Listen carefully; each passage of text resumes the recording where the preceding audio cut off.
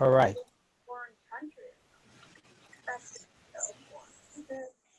Everyone can see my screen, I'm assuming, correct? Yes. Yes. Okay, Yeah. great. So I want to welcome everyone to the Voter Engagement for People with Disabilities workshop. This workshop is brought to you by ICS Health Home program and the Brooklyn Center for Independence of the Disabled, also known as BCID. Just a quick note about the ICS Health Home. The ICS Health Home program is not a place or residence. It is a program providing additional services above and beyond what individuals receive from their managed long-term care plan to support their health and well-being in the community. The Medicaid-funded program is the first and only one of its kind in New York State, specializing in serving people with physical disabilities. To learn more, call 646-653-6230, or you can email communityengagement@icsny.org, or you can visit us at www.icsny.org. Okay. Before we start, a couple of household items. If everyone can mute themselves, I do hear a little background noise. I think it might be a TV, so that's great if you can do that. And for those who are joining us by computer or tablet, I'm not sure if you can do this on a smartphone, but we recommend using the speaker view. And you can change from gallery view to speaker view by going up to the top right-hand corner of your screen where you see the red arrow, and that will adjust it from either gallery or speaker view. All right, and please feel free to use the chat box to ask questions. Hannah has indicated she'll periodically just take a break and we can look through the chat and see if there's any questions. Obviously, at the end, we can open it up for Q&A as well. Okay, and as noted, please note this workshop will be recorded. By taking part, you are consenting that ICS or our partners, in this case, BCID, may reuse and distribute the recorded content. Okay, with that, I am going to hand it over to Hannah Blesnick, who is a voter engagement advocate for BCID, and we thank her for joining us today. Hannah? Hey everyone, I'm just trying to open up the chat box. Let's see. I saw it last time, but this time I don't see it. So I will have to check the chat periodically, as Danny said. I'm Hannah Blesnick. I have worked for BCID for almost 2 years. I'm now working on the voter engagement project and trying to get people with disabilities civically engaged, make sure that they have access to polling place sites and things that they need. This partnership, we've been working with Democracy NYC, the Mayor's Office for People with Disabilities, and other New York independent living centers. I included a little picture of me and my little boy. During these times, I'm just home like everyone else. And enjoying a lot of walks outside. So I'm hoping that people are also trying to make the best of this. I know every day is different, but that's just a little bit about me. So this is kind of reiterating what Danny said, but please feel free to use the chat feature in Zoom to ask any questions. I'm not sure why I'm not able to see it right now. If somebody wants to type in the chat box and see if it will pop up for me, maybe. Okay, perfect. Now I can see it. Thank you, Julio, for doing that. That's great. We will be covering absentee ballots by mail and what the government is saying about that and the executive order from the governor. We'll be talking about in-person voting options that are still available in New York State, which people with physical disabilities might need to utilize. How to use a BMD, which is a ballot marking device. It's going to be a long video, but it's an excellent video, so I hope you guys enjoy that. If you have day of voting problems at polling sites, such as BMDs aren't available, they're broken, there's something blocking a ramp, or it's not accessible to get into, and other ways to be involved. So here's a video that I want to start with, which I find excellent. Oops, let's see.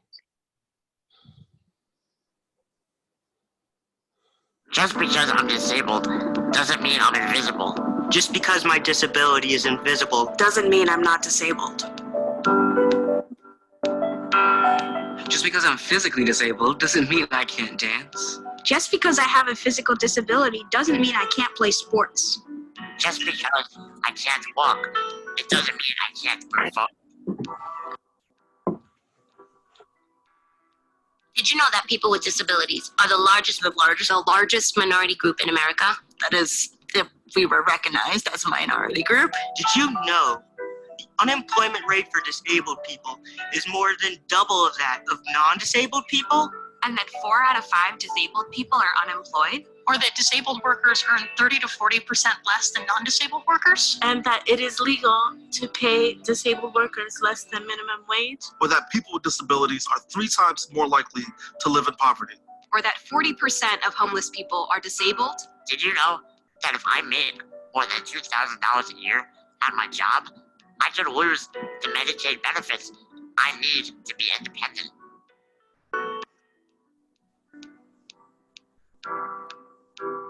Or if I fall in love and get married, I could lose my disability benefits as well. Did you know that disabled people are the only minority group who can be legally segregated? Both at work and at school. Or that long lines and lack of accessibility keep a lot of disabled people from voting? Did you know that half of the people killed by the police have a mental health disability? Or that veterans with invisible disabilities are often misdiagnosed by government doctors who don't have the time or resources for them?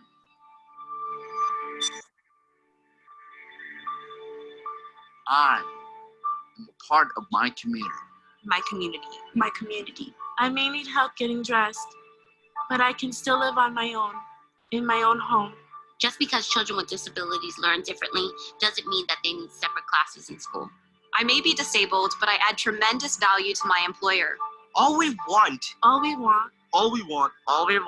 Is an opportunity. An opportunity. An opportunity. An opportunity.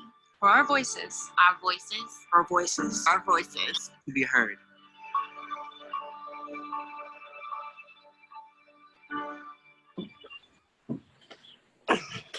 I find that to be a super inspirational and really well done disability video, encouraging people with disabilities to be civically engaged in the election year. So I hope that you guys enjoyed that, just to kick this off. This is just a little bit of a question kind of going off that previous video about if you guys are typically civically engaged. Does what's happening with coronavirus and everything that's going on in the world inspire you or propel you to be more civically engaged on behalf of the disability community? And on the flip side, if you aren't usually that inclined to be civically engaged or vote, does this pandemic spark an interest in you to become civically engaged? If anybody wants to chime in. Well, I've tried to vote before and I go to the voting place, but there are such long lines and I have to stand there for the long period of time. Most of the time I don't make it to the kiosk to vote. I have to leave because I can't stand for long periods of time. Yeah. So the last 2 times that I went to vote, unfortunately, I did once go early in the morning, and I guess everybody went before work. So I still couldn't stand the amount of time needed to get to the kiosk before my legs would give out on me. So I had to leave and go home in a cab. And then the second time, I tried going like maybe at 11, 12 o'clock, and it was still full of people. So I still had to do a big line, and it was just very frustrating, and I was in pain that day also, and I couldn't stand for a long period of time, and I ended up going home again, which frustrated me greatly because I really wanted to vote. Totally. And I was not able to, and then the person I didn't want to win won, so I was doubly frustrated. So it's like I felt really how can I say, like, I felt really irrelevant, you know? Yeah, well, I hope that some accessibility features will be allowed to you this election season, but I think it's super commendable that you tried twice. And hopefully this year you'll be able to say that you voted. Oh, yes, I would love to say that this year. Yeah. And every year after, I Totally. really would. Because Totally. somebody told me about a ballot that you could do from home, but I didn't know where to look for it, and then everything closed down. So I didn't, talk about I didn't get to get the info. Awesome. I'm gonna keep moving because we're definitely gonna talk about that. So this is a video that came, I think, from the Washington Street Journal or the Washington Post. And this kind of segues into exactly what you were talking about, which is absentee ballots, which is voting from home. We're going to talk about the two options of voting from home, as well as still using ballot marking devices at in-person polling places. So we're just going to watch about the first 3 minutes of this to see what congressmen and lawmakers are thinking. Okay. The threat we face from the— I'm just going to pause it really quickly and turn on closed captioning in case that's helpful for anyone.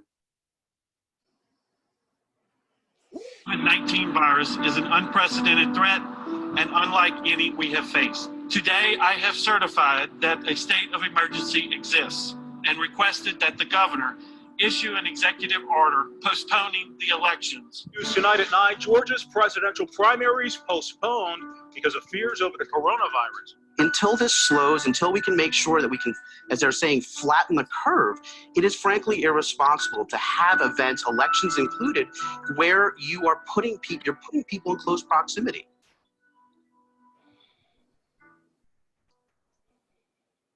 We're in the middle of primary season. So there are limits to what states can do to combat the challenges faced by coronavirus now. But there's no excuse for states to not be prepared for the general election. My name is Mark Elias. I chair the political law practice at Perkins Coie in Washington, D.C. So I am currently social distancing at home with my dog, Bodie, who's right here. Say hello, Bodie. Hello, Bodie.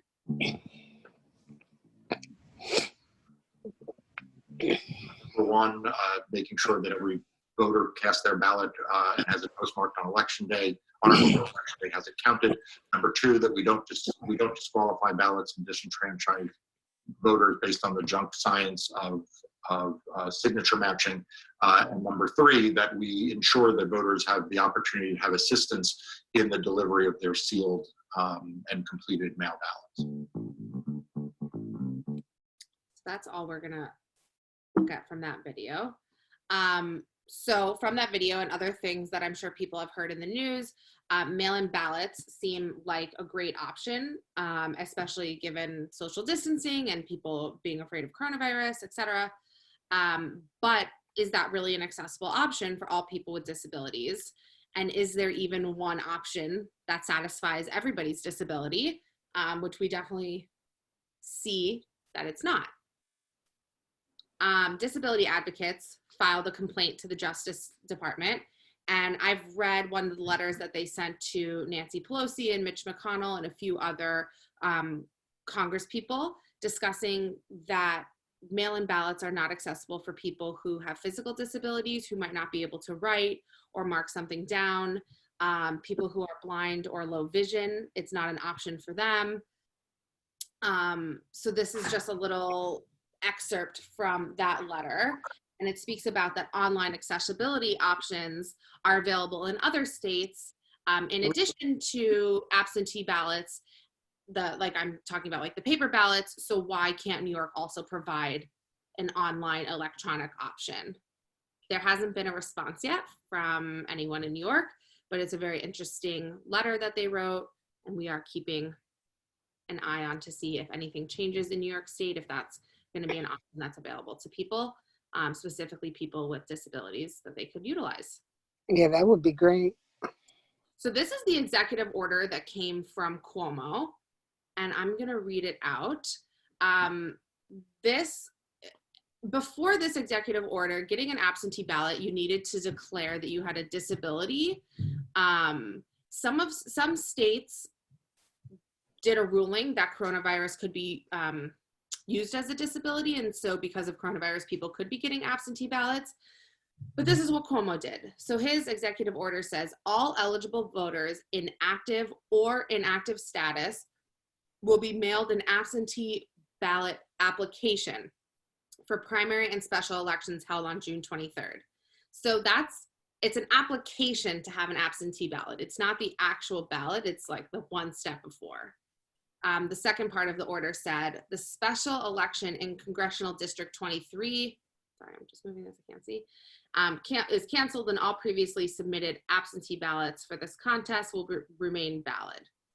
The third thing says, the following special elections are canceled: Queensborough President, New York Council District 37, and their vacancies will be filled in November. But I think the most important part of what this executive order spoke about is that everyone will be mailed an absentee ballot application if you are registered to vote.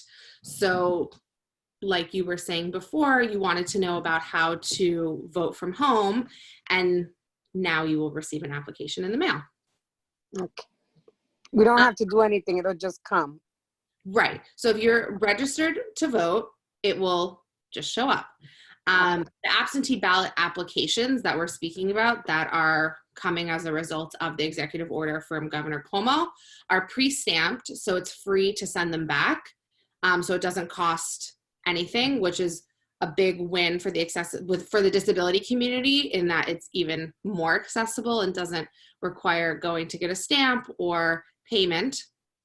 But the problem that we're running into now is the actual absentee ballot that you'll receive after you send back your application are not pre-stamped and will require postage. So Democracy NYC, which is a team that I'm a part of, is taking some action to try to get them prepaid and stamped so that it's free for everybody to vote. There hasn't been any news come out about that so far as to where they're holding or if it looks like that's gonna come to fruition.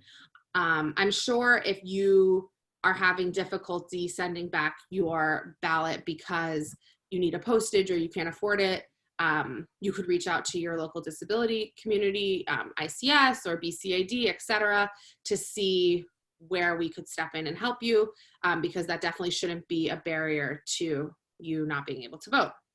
And sometimes it's not only that they can afford it, sometimes they can get a stamp, like they don't have nobody to buy it for them. Correct. Right. So, I mean, I'm kind of volunteering us at BCID. I know we've been mailing people masks to their houses in little envelopes, and I'm sure we could do something of the sort in terms of stamps for people, because that should not be a reason why their voices are not heard. Okay, so moving on to the second part of this conversation, which is in-person voting options. I know personally, Jose Hernandez from United Spinal, I work really closely with him, and he and I were discussing that absentee ballot doesn't really work for him. You know, he has a physical disability and his dexterity doesn't allow for him to fill out a paper ballot or to necessarily sign his name, etc. So I kind of spoke to the other disability rights organizations, Democracy NYC, Mayor's Office for People with Disabilities, and asked them what are going to be the in-person voting options for people with disabilities who still need to use ballot marking devices. And according to the New York Board of Elections meetings, which take place on Tuesdays at 1:30, if you're ever interested in watching them, they have mentioned that they have compiled a list of early voting sites. The only thing that they said that was going to be kind of a change is that some of them might be consolidated. So instead of one neighborhood or area that potentially would have had 3 early voting sites before COVID-19, there might only be 1. And that's due to more people wanting to vote from home to stay safe, in addition to them being worried about being able to find poll place workers, because some people don't want to go out or don't feel comfortable doing that. So as far as I know, there would have to be an executive order to close in-person voting options, and we have heard no talk of that. Nothing has come out. So there will still be in-person voting options for people with disabilities, and other people who need to utilize that option. So if that's something that you're worried about, it will still be there for you. It just might look a little bit different or be in a little bit of a further location potentially from where you're used to earlier. just wanted to add, this is Joe Rapoport. I suspect if there is an attempt to completely shut down in-person voting options, which probably violates the New York State Constitution, I think it's very likely that disability groups would challenge that in court. Yeah, like the conversations that I have had with other colleagues of mine, they definitely do not foresee in-person voting options being denied to people. I would assume also because of the executive order from Governor Cuomo that in-person voting places will have shorter lines this election cycle. So that might be a nice change for people who have disabilities. So Danny and I talked a lot about wanting to share information about the ballot marking devices, also known as BMDs. And this is a kind of long, but really thorough and excellent video that the New York Board of Elections put out a few years ago. So I included it here so you guys could watch it. And if you have any questions, we'll chat after.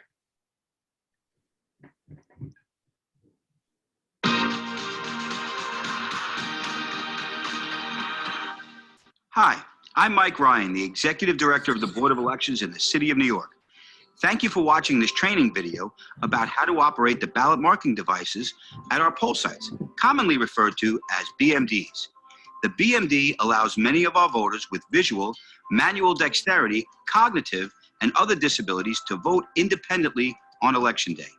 Your knowledge and help as a BMD inspector may make the difference that allows some voters to mark their own ballots and vote with dignity. Thank you for your service to the voters of the City of New York. We cannot do this without you. Every voter has the right to use the BMD to mark their ballot, including voters with disabilities. This video will show you how to use all the features and accessories to ensure that every voter has the opportunity to participate in every election. As a BMD inspector, you'll need to know how to use the many features and accessories so that you can assist voters or offer instruction if needed. Voters have the right to be helped by a personal assistant that they bring with them, as long as that assistant is not also their employer or a union representative.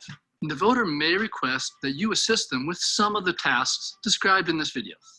Take your lead from the voter about how much support they want, and be respectful of the fact that most people prefer to vote as independently as possible.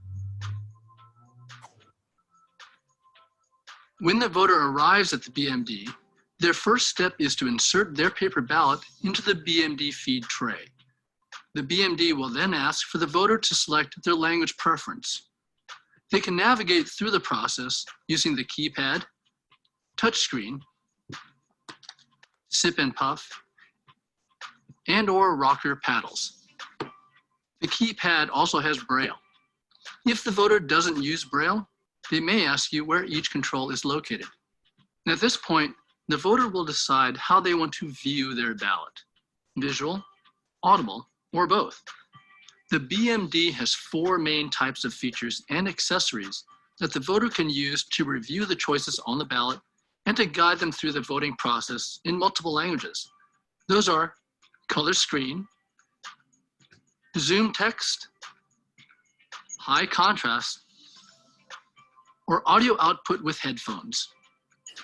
The color screen is the default mode. As voters scroll through their ballots on the color screen, their location is indicated by yellow highlighting. Selecting a highlighted candidate will place a green check mark in the box next to that candidate's name. Voters who have low vision will often choose one of the other screen features. On the bottom of the default color screen are 2 buttons that enable voters to switch to the zoom text option and the high contrast option. The zoom text option allows voters to enlarge the text on the screen to make their choices easier to read. The high contrast option allows voters to switch to black text on a white background or to white text on a black background. The BMD can also read the ballot aloud to voters through headphones. Next contest, delegates to the Judicial Convention. Vote for any 5. The headphones are stored inside the BMD cabinet. They can be plugged in on the lower left-hand side of the front input panel of the BMD just below the keypad. Earpad covers are also provided with the headphones. Each voter who chooses to use these should be given a new, clean set of covers. Voters who choose audio with headphones can adjust the volume and tempo, which is the speed of the screen reader's voice. You can also repeat audio instructions using the keypad. If the voter has any problems using the headphones, you may assist them to make sure that everything is plugged in, aligned, and working properly. Now, the voter will decide what type of BMD features or accessories they want to use to scroll through their ballot and mark their selections. There are 4 different functions and accessories available: touchscreen, keypad with braille, rocker paddle, or sip and puff device, or the voter's own personal device. The touchscreen and keypad do not require any setup. Pressing any selection or command on the touchscreen will execute it. For example, touching the candidate's name will select that candidate on the ballot. The voter can use their fingers or a stylus, which can be found in the BMD cart. If the voter prefers to use the keypad, pressing the up, down, back, or forward buttons will move the highlight in that direction. The center select button will mark that choice or execute that command if the highlight is over a navigation control button. A voter with limited physical ability or muscle control may prefer to use the rocker paddle. The rocker paddle has 2 buttons: yes, which is also select, and no, which is also scroll. The voter may push these buttons with their feet, hands, or other body parts. The rocker paddle setup is very easy. You simply plug it into the receptacle in the bottom right-hand corner of the input panel and give it to the voter. The rocker paddle is especially useful for voters who have limited physical ability or muscle control. To scroll through the ballot using the rocker paddle, the voter will press the no or scroll button to move the highlight to the next possible selection. The yes or select button is then used to select the highlighted option. When a candidate or issue selection is made, the voter should always verify that a check mark appears in the box next to that choice. This assures that the BMD will properly record that selection before it marks the final ballot. Repeatedly pressing the no or scroll button will continue to advance the cursor through the ballot by scrolling down, then across the options at the bottom, and then back to the top until the voter presses the yes or select button while the cursor is stopped on the back, next, or exit button. The sip and puff device is a mouthpiece the voter can use to control the BMD as it marks their ballot. The voter will navigate through the ballot by sipping and puffing. Sips are short inhaling breaths through the straw. Puffs are short exhaling breaths. The voter may bring their own sip and puff device. If they prefer to use the BOE provided sip and puff device, you'll locate one of the sealed packets that contains all of the disposable parts. The packets are located inside the BMD cart. Take the black cord out of the large parts packet. Insert one end into the lower right-hand corner of the BMD machine's input panel under the keypad. Insert the other end into the sip and puff unit, which is a white box. Then, return the connected unit to the right-hand side of the machine. Next, locate the Air Voter disposable mouthpiece package from the packet and place it, unopened, on the right-hand side of the sip and puff unit. This is the mouthpiece the voter will use to operate the BMD in order to mark their ballot. Once you have the sip and puff unit set up, hand the Air Voter disposable mouthpiece package to the voter's personal assistant. If the voter doesn't bring a personal assistant, your bipartisan team will assist the voter. Remove the sterile gloves from the Air Voter disposable mouthpiece packet, touching only the open ends of the gloves. These gloves help to ensure that the voter will receive a sterile device to put into their mouth. Next, with your gloves on, remove the sip and puff mouthpiece from the plastic bag. Attach the plastic tube to the mouthpiece. Attach the sip and puff straw to the side of the headset using the Velcro strap. Gently place the fully assembled device around the voter's ear and the straw into the voter's mouth. The voter will now begin using the BMD, which is a fairly simple process. First, the voter will select their preferred language with sipping and puffing inputs. Sips are short inhaling breaths through the straw. Puffs are short exhaling breaths. Sipping moves the highlight to the next item on the screen, which will then be highlighted. Sipping is like pressing the No button when using the rocker paddle. Puffing is like pressing the Yes button. Voting with this device is a fairly simple process. Sipping moves the highlight to the next selection. Puffing marks the voter's selection or selects the highlighted screen command. Voters will mark all of their selections by sipping and puffing. When the More bar is highlighted, sipping scrolls up or down in the direction of the arrows. Sipping repeatedly moves the highlight down the screen across the command options row along the bottom, and then the selection loops back to the top. When the voter is finished making selections on any screen, they will sip repeatedly until the Next command button is highlighted, and then puff to move to the next screen. As with all other input methods, when making candidate or issue selections using the device, voters should make sure that the check mark appears in the box next to each desired selection. This ensures that their ballot will be properly marked. If the voter is unfamiliar with using the sip and puff accessory, you can offer them instructions. If they don't need instructions, just step away from the BMD when they're ready so that they can vote privately. Regardless of how the candidates are selected, there are two functions that work basically the same way: adding write-in candidates and changing a selected candidate. For write-in candidates, voters will select the candidate named write-in. An on-screen keyboard will appear, and the voter will use the pop-up keyboard to type the name of their preferred write-in candidate. Then they will select OK to accept it. To change any selection that's already been entered, the voter can highlight that candidate again and deselect them. Then they can select and mark their preferred choice. Once the voter has completed selecting their candidates, they will highlight the Next button. This will bring up the confirmation screen, which allows the voter to view or hear all of their selections and to verify them before ejecting the final marked ballot for scanning. Their ballot will be marked and ejected from the BMD. Wait until it is fully ejected before removing the ballot. The marked ballot can then be placed in a privacy sleeve by their assistant or by you if requested.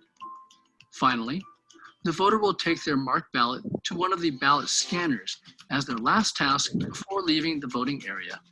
It's worth mentioning, some voters prefer to use the BMD to avoid making mistakes, because the BMD has the ability to catch most of the typical errors voters make. For that reason, the BMD can be very helpful for all voters, including voters with cognitive or intellectual disabilities, and even for voters who are just having a bad day. To ensure the voter's privacy, BMDs are typically placed where their screen faces a wall. It is important that the BMD screen is at least 5 feet from the wall to give the voter ample room. According to the Americans with Disabilities Act, there should not be anything placed in the 5 feet between the wall and the BMD. Please provide a chair if the voter requests one, but do not leave the chair facing the BMD. There should also be 5 feet of clearance on one side of the BMD with doors open, so that the voter has enough room to turn the corner. As with all voters, it is important that all poll workers, including the BMD inspectors, respect the privacy of voters using the BMD. No one should stand where they can see the voter's screen while they use the BMD, unless the voter has specifically requested that someone stand next to them. If you have any questions about using the AutoMark BMD, you can email the Board of Elections office at adavideo@boe.nyc. It is your hard work and attention to these details that will ensure all voters in the city of New York can vote independently. We are grateful for your work as a BMD inspector, and we look forward to seeing you on Election Day. So that's a really comprehensive video about BMDs. And I chose it even though it's for specifically people who work at the polling sites, because I think it's important for people with disabilities, even if it might not be a tool that you utilize, to know all of the options so that you could share with your community members or friends of yours. So does anyone have any questions or comments or anything about that video? How can I become a BMD inspector? You want to be a BMD inspector, you said? Yeah. Well, I think you could email adavideo@boe.whatever. I'll put a good word in for you. Well, actually, the BOE doesn't really like me because we try to get a lot of accessibility features, so don't tell them you know me. Okay. I got the email. I wrote it down. Cool. Does anybody else have any questions or comments? What was the email? You know what? I will go backwards. Yeah. Read this. 1 second, everyone.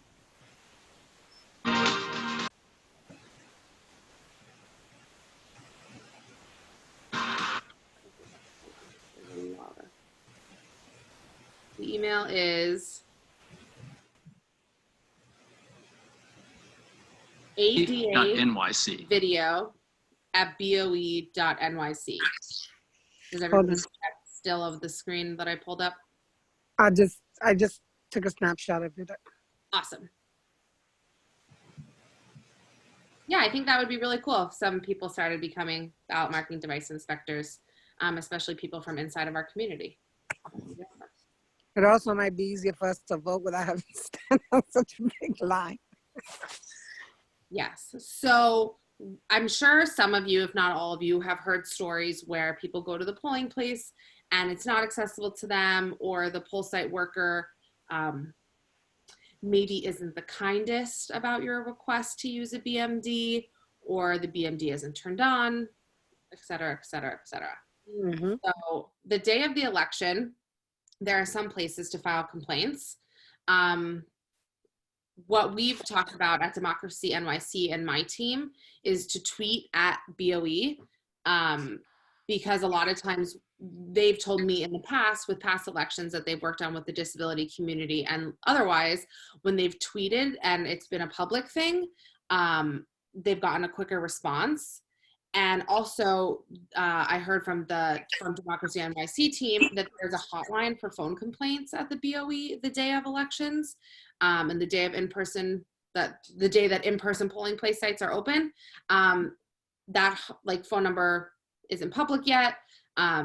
I'm sure they're still trying to figure out what they're going to do. So as that information comes out, I could send that on to Danny Perry, and he could forward that on to you guys, and we could share it on all of our social medias.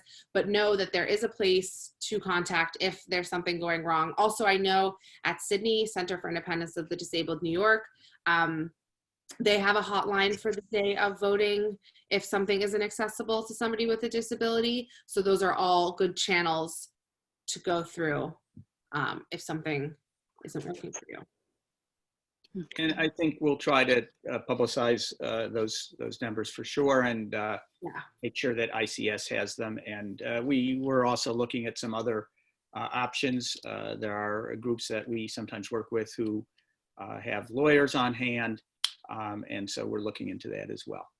Yeah, so as it gets closer to that June 23rd election date and when the early voting sites are going to be open, we will make a little bit of a little press release with all those relevant numbers, and make sure that we send them over to ICS and put them on our social media, et cetera, so that everybody knows who to contact. So here are ways that we can help. And this is kind of a turbulent time in the world, and sometimes we feel like, oh, what can we make?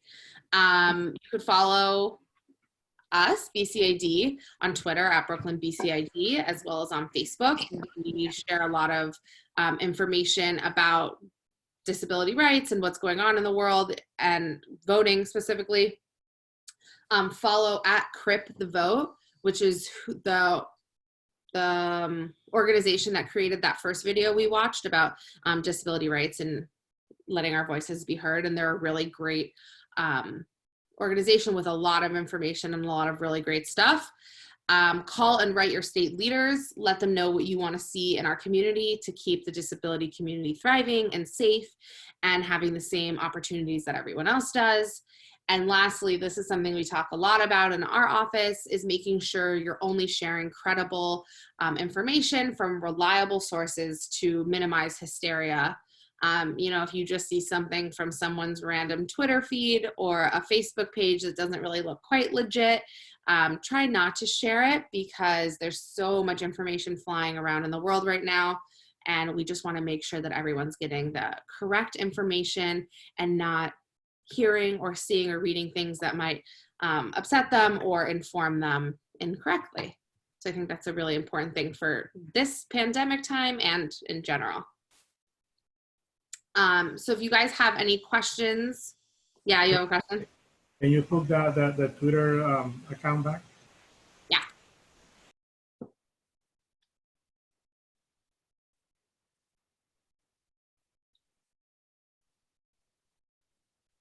Okay, see it?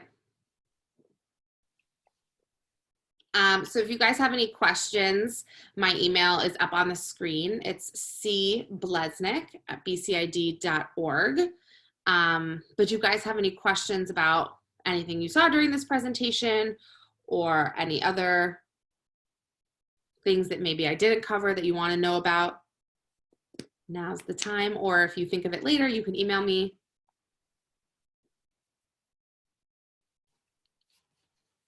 No questions? No. Okay. Well, thanks so much, guys, for listening to me. And as information continues to come out from the governor and different political parties and, you know, disability advocacy groups, follow us on social media to hear about them. And if things change a lot, I'm sure Danny and I could coordinate me to speak again. And I wanted to add one thing is, you know, as I think Hannah said earlier, everybody will be getting,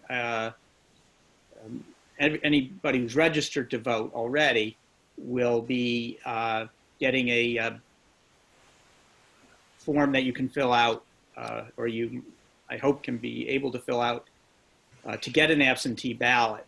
And if that's something that works for you, in other words, you feel comfortable voting absentee, you know, you should definitely send that back in.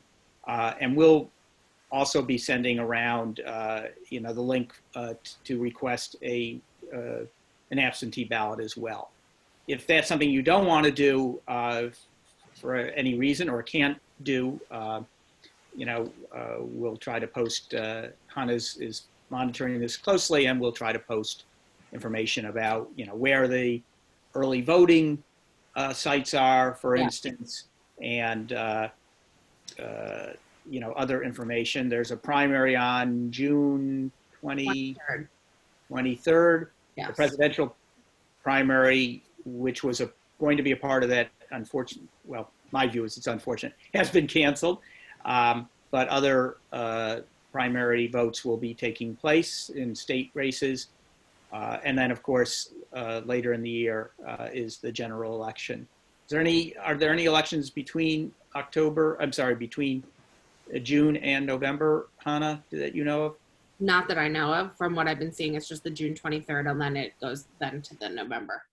So that's a big one, as I'm sure people know.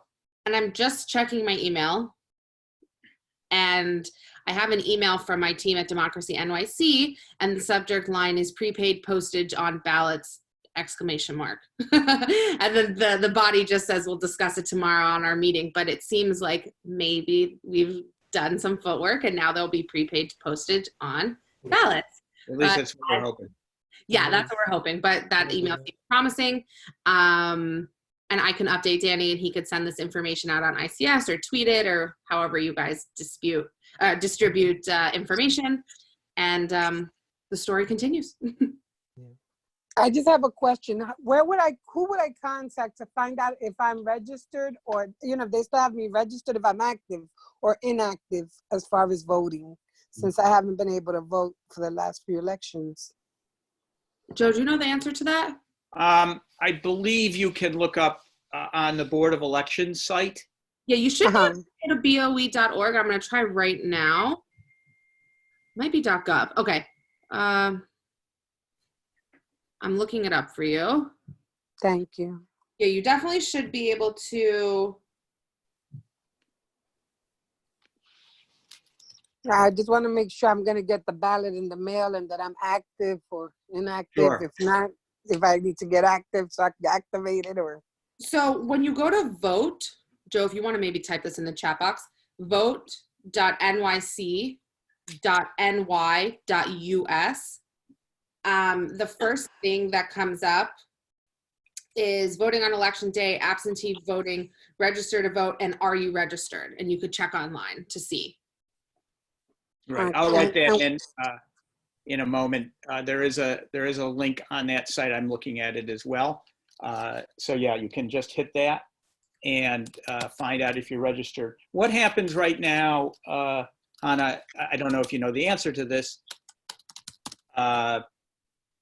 If you have not, if for some reason Liza, for instance, finds out that she is not registered, you can,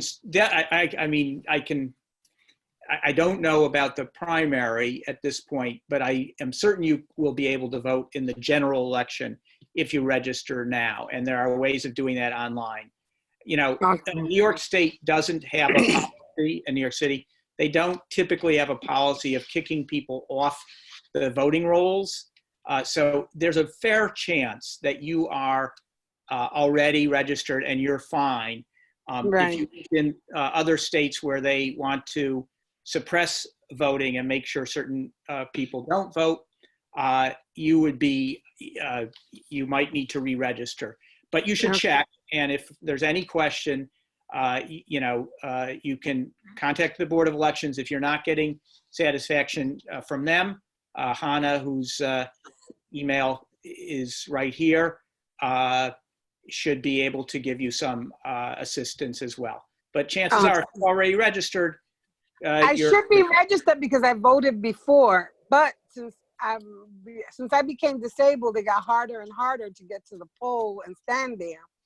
And they don't make it easy. Nobody says, let me let this person ahead. She has a cane. She's having problems standing. So, you look for someone to help you and they just look at you and we just have to stand there. We can't do anything about it. It's hard. Yeah, I know many people in your situation. And that is one of the reasons, not the only reason, but that is one of the reasons that the state a couple of years earlier, I think it was last year, passed early voting because that was seen as a way of increasing turnout and also just making it easier for people. Right, because earlier this year I applied to be to try to be a poll worker to see if I could at least be there and be able to vote as a poll worker. Right. And they told me that they could not honor my application because I was not active. So I didn't know, that's interesting. With all this stuff going on, how you become unactive and, all that stuff. An inactive voter. Well, listen, follow up by going, I've typed in I hope I've typed it correctly. I think I have. The address. vote.nyc.ny.us. Yeah. And if you have any problems after that, for sure contact me and I will be able to walk you through how to move forward. Is everybody who is on this call registered to vote? Yes. Yes. Okay. Anybody who isn't? Okay, because we'd be happy to assist in registering you to vote as well. One of the goals of the project that Hannah is a part of is to register people to vote. It turns out that, finding people, and especially right now, it's very, very hard to find people who yeah, aren't people registered. don't love when I walk up to them now. Yeah, people aren't really, in contact with each other. So if you know people who are not registered to vote, obviously, please encourage them to register, and they can use the address that I've just listed here, or they could just type in New York City Board of Elections and they'll get to the right site, or we'd be happy to help make that happen if people contact Hannah directly. Awesome. I think we're at about 1 o'clock. So we went exactly an hour, which is great. Danny, do you have anything you want to? No, I want to thank you. I think this has been great. Thank Joe as well and the relationship with BCID for allowing us to do this. As I mentioned, this presentation has been recorded. So we're going to distribute this to everyone who has RSVP'd. If you're on this Zoom meeting, but you have not RSVP'd, if you want to send an email to Julio Gonzalez, his email address is, and I'll put it in the chat for everyone. It's going to be Julio. This is for ICS? Yes, Gonzalez at icsny.org. If you want to shoot him an email, we'll make sure that you get this recording, and it's important. Share this with all your friends, anyone that you think might not be registered to vote, anyone you think is not aware of what's going on with absentee ballots, and we can try to make this, really get around viral. So it takes a village, right? So we're all part of that. Definitely. And Julio, maybe you and I can be in contact, because whoever is on that blast who RSVP'd, when I get updates, you could send them. Yep, definitely. Thank you. Thank you. I want to thank you guys so much for all this information and helping out, because it was really important to me. And I didn't really know how to get the information. So I want to say thank you to you guys. Awesome. Well, hopefully we could do more of this as the election gets closer. And I look forward to everybody voting. Yes, definitely. All right. Stay Thank safe, you, everyone. All right. All right. Thank you. Be Have a good day. safe. Stay safe, everyone.